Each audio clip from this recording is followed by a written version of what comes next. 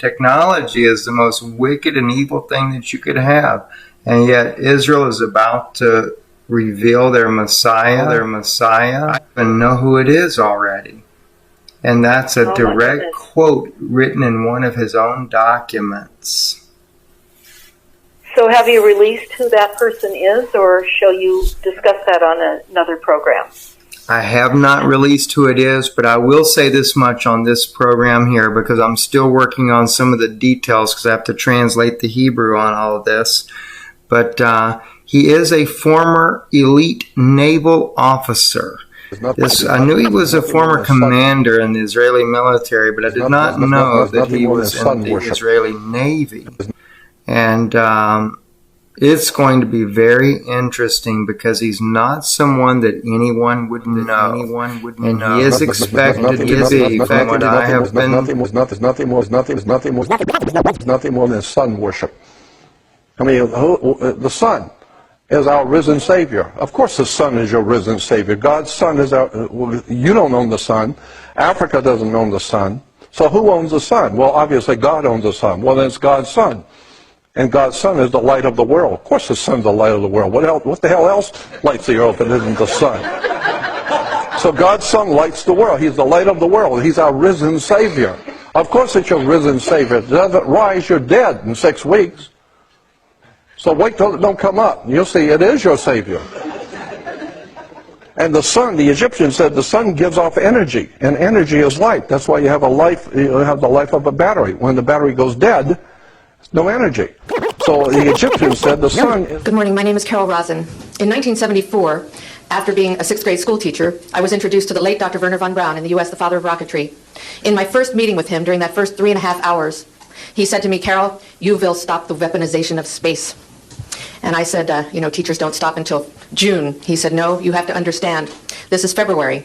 And we have to prevent the weaponization of space because there is a lie being told to everyone that the weaponization of space is now first being based upon the evil empire, the Russians. There are many enemies, he said, against whom we're going to build this space-based weapon system. The first of whom was the Russians, which was existing at that time. Then there would be terrorists. Then there would be third world countries. Now we call them rogue nations or nations of concern.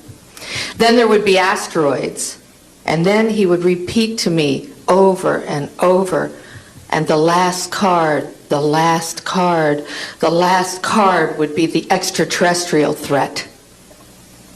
Well, at the time, I kind of laughed when he said asteroids, and when he said extraterrestrials, I knew I wasn't going to deal with that subject.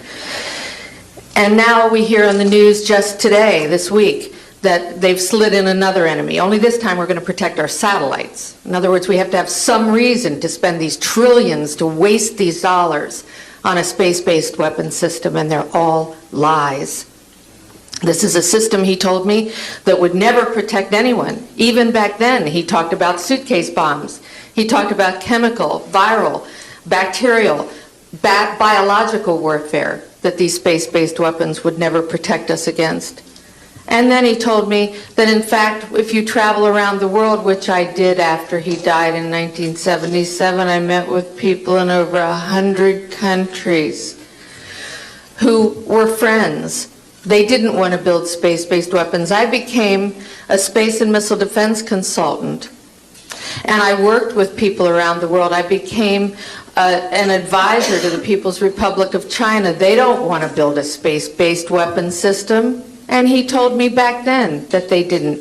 He said, go to Russia. They're considered to be the enemy. I got on a plane by myself. When I got to Russia, I had a list of people that I had read out of the newspaper. Chernenko was in office then. He was the only one I didn't get a chance to meet. They introduced me to everyone when I got there.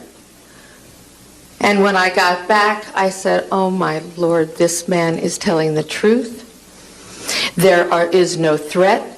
And I've been waiting until this day for 27 years, and I'm expecting the spin to happen, because he also explained to me that as a military strategist, as a person who worked on the MX missile, which I did later, he said, you will find that there is going to be a spin to find some enemy against whom we have to build space-based weapons. And now we should expect the spin, because he said part of the formula for the intelligence community is if they might have a weapon, then we have to consider that they do have these weapons. So might have a weapon, then we have to consider that they do have these weapons. So now they do have these weapons, so now we have to build these weapon systems. And that's the formula, except that it's all based on a lie.